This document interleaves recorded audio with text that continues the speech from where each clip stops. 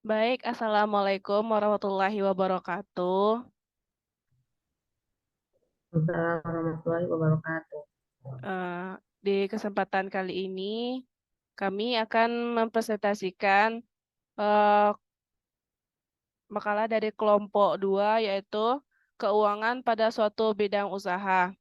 Sebelum itu, saya akan perkenalkan diri saya, yaitu Siti Aisyah dengan NIM 2107 8102 8108, dan teman-teman saya ada Salsabila Sakinah Putri Alasta dengan NIM 2107 8108 8107, dan ada rekan saya Regina Tasya Putri dengan NIM 2107 8106, dan ada teman saya Nusira Sofia dengan NIM 2107 8101. Baik, langsung saja ke pembahasan dari materi kelompok kita. Yang pertama ada pengertian keuangan yang akan dijelaskan oleh Regina Tasya Putri. Kepada Regina, kami persilahkan.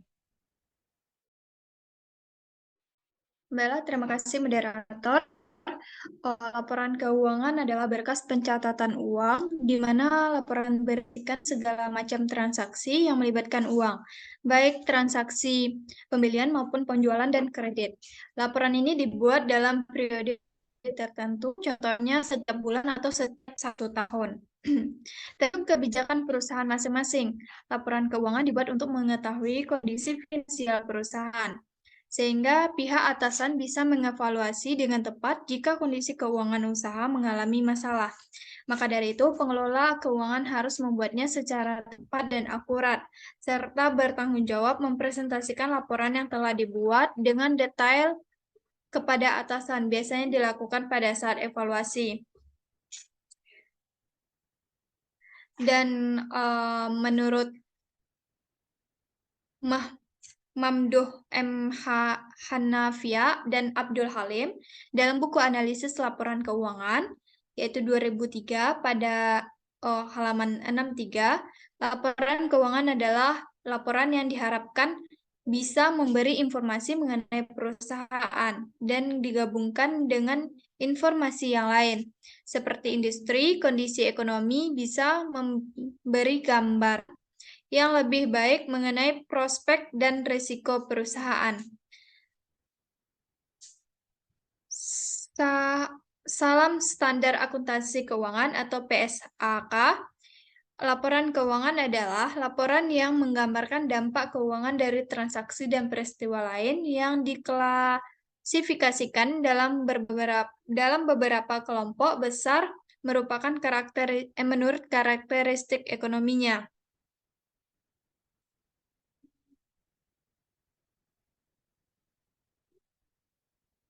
Dan menurut Ridwan dan Inje pada 2003, keuangan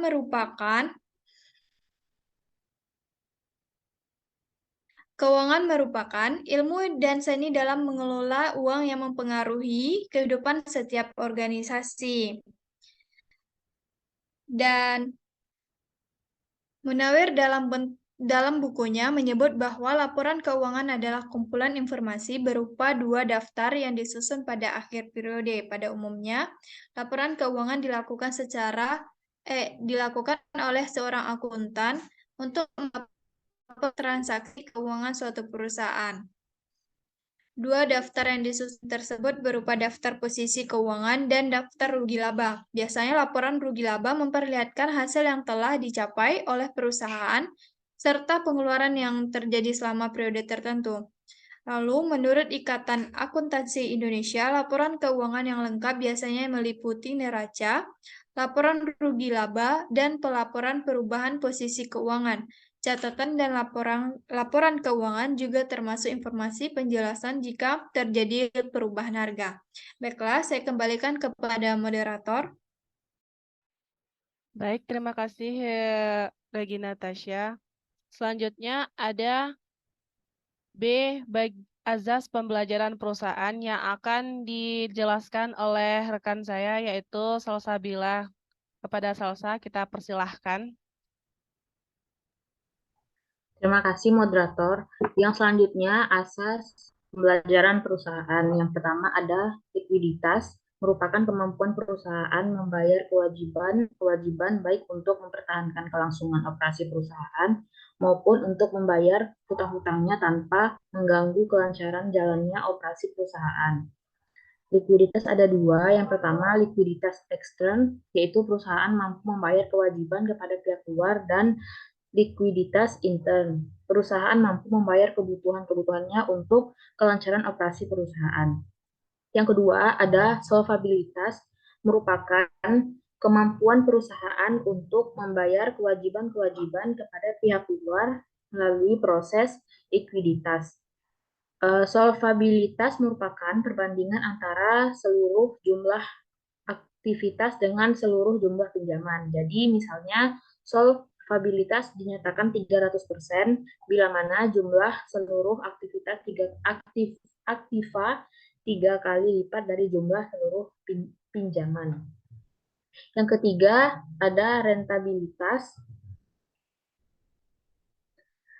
yaitu kemampuan perusahaan untuk mendapatkan laba dari proses produksinya. Yang keempat, ada soliditas, yaitu kepercayaan pihak luar terhadap perusahaan, baik terhadap manajer. Rentabilitas sangat penting, namun suatu perusahaan tidak hanya diarahkan kepada laba, tetapi lebih penting adalah dapat hidup terus atau survival. Namun, bila perusahaan menginginkan tambahan dana dari pihak luar, maka suatu hal harus diusahakan atau ditunjukkannya kepada calon kreditur, ialah kemampuan rentabilitasnya di dalam operasi serta kegiatan-kegiatannya. Dan yang keempat, soliditas, yaitu kepercayaan pihak luar terhadap perusahaan, baik terhadap manajer perusahaan, atau soliditas moral, atau kepercayaan di dalam kegiatan perusahaan, atau soliditas komersil, maupun kepercayaan pihak luar akan utuhnya modal yang dipercayakannya kepada perusahaan, atau soliditas finansial. Sekian, saya kembalikan kepada moderator. Baik, terima kasih kepada Salsa. Selanjutnya yaitu ada C, pengelolaan penggunaan dana. Pengelolaan dana adalah proses pengelolaan penerimaan dan mengalokasikan dana, melaporkan, audit, monitoring, dan evaluasi, penangguhjawaban kepada pemangku kepentingan. Pengelolaan dana juga dapat diperoleh dari dana sendiri dan dana eksternal yang didapat dari lembaga lain dengan tujuan untuk memaksimalkan keuntungan dengan tetap memelihara kecukupan likuiditas dan keamanan dalam melakukan investasi. Pembelajaran aktif, cara menggunakan dana yang tersedia secara efektif dan efisien di dalam operasi perusahaan sehingga terdapat keseimbangan di antara kepentingan rentabilitas dan kepentingan likuiditas. Baiklah, selanjutnya yaitu ada pengelolaan sumber dana yang akan dijelaskan oleh rekan saya yaitu Nursila Sofia. Kepada Nursila kita persilahkan. D. Pengelolaan sumber dana. Mendapatkan dana perusahaan merupakan aktivitas yang bertujuan untuk memperoleh sumber dana untuk perusahaan. Entah itu berasal dari internal perusahaan ataupun sumber dari eksternal perusahaan. Terdapat dua sumber dana perusahaan, yaitu ekuitas dan utang. Yang pertama, perdana ekuitas atau modal sendiri. Salah satu sumber dana dari dalam perusahaan adalah tabungan individu, teman atau saudara, investor perorangan lain, perusahaan-perusahaan besar, perusahaan modal, ventura, dan penjualan saham. Ini juga dapat dikatakan sebagai dana internal perusahaan, yaitu dana yang berasal atau dipenuhi dari dalam perusahaan.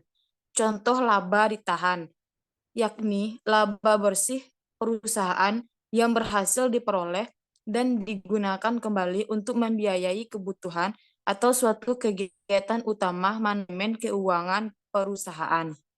Yang kedua, perdana dari utang atau modal luar.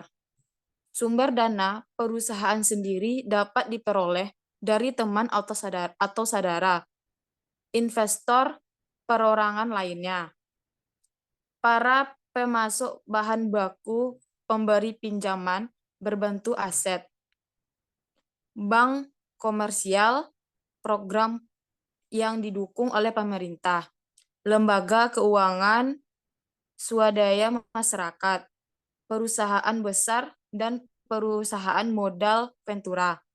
Ini juga disebut sebagai dana eksternal perusahaan, yaitu dana yang berasal dari pihak di luar perusahaan. Contoh, modal baru atau berhutang.